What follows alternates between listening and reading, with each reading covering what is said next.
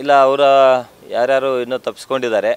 ಆಮೇಲೆ ಸಾಕಷ್ಟು ಆಯಾಮಗಳಲ್ಲಿ ನಾವು ತನಿಖೆ ಮಾಡಲಾಗಿ ಇನ್ನೂ ಕೆಲವೊಬ್ರದ್ದು ಗೊತ್ತಾಗ್ತಾ ಇದೆ. ಅದನ್ನು ಸಹಿತ ನಾವು ಪರಿಶೀಲನೆಯಲ್ಲಿದೆ. ಆದಷ್ಟು ಬೇಗನೆ ಉಳಿದ ಆರೋಪಿತರನ್ನು ಸಹಿತ ಬಂಧಿಸುವ ಕೆಲಸ ನಡೀತಾ ಇದೆ. 26 ಜನ ಗುರುತು ಮಾಡಿ, ಅದಕ್ಕಿಂತ ಜಾಸ್ತಿ ಇದ್ದಾರೆ ಈಗ? ಇಲ್ಲ, ಇನ್ನೂ ಒಂದು 3-4 ಜನ ಇದ್ದಾರೆ. ಅವ್ರನ್ನೂ ಸಹಿತ ನಾವು ಐಡೆಂಟಿಫೈ ಆಗಿದೆ.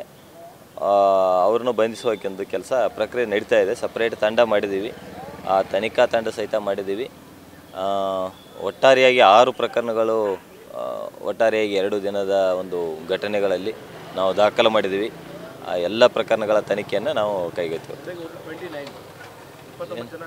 ಇಲ್ಲ, ಅದು ಇನ್ನು ನಾವು ವೆರಿಫೈ ಮಾಡಬೇಕು. ಅದರಲ್ಲಿ ಯಾರ್ದು ಯಾವ ಥರ ಪಾತ್ರ ಇದೆ ಅಂತೇಳಿ ಅದನ್ನು ನಾವು ವೆರಿಫೈ ಮಾಡಬೇಕಾಗ್ತದೆ.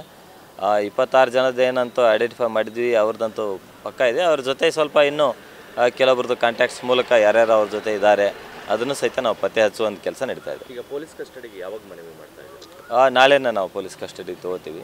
ತಗೊಂಡ ನಂತರ ಇನ್ನೂ ಒಂದು ಹೆಚ್ಚಿನ ಮಾಹಿತಿಯನ್ನು ಅವರನ್ನು ಪಡೆದುಕೊಳ್ತೀವಿ. ಹೌದು, ಈಗಾಗಲೇ ನ್ಯಾಯಾಂಗ ಬಂಧನದಲ್ಲಿದ್ದಾರೆ.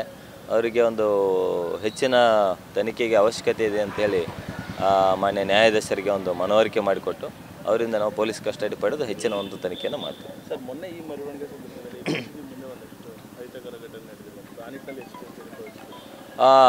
ಮೊನ್ನೆ ಏನು ಇದೇ ಒಂದು ರಸ್ತೆಯಲ್ಲಿ ಪ್ರತಿಭಟನೆ ಮೆರವಣಿಗೆ ನಡೆಯಿತು.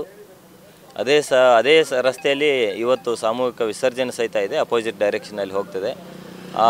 ಈ ಒಂದು ರಸ್ತೆಯಲ್ಲಿ ಒಂದು ಮಸೀದಿ ಸಹಿತ ಬರೋದ್ರಿಂದ ಅಲ್ಲಿಯೂ ಸಹಿತ ನಾವು ಹೆಚ್ಚಿನ ಒಂದು ಫೋರ್ಸನ್ನು ಹಾಕ್ಕೊಂಡಿದ್ವಿ.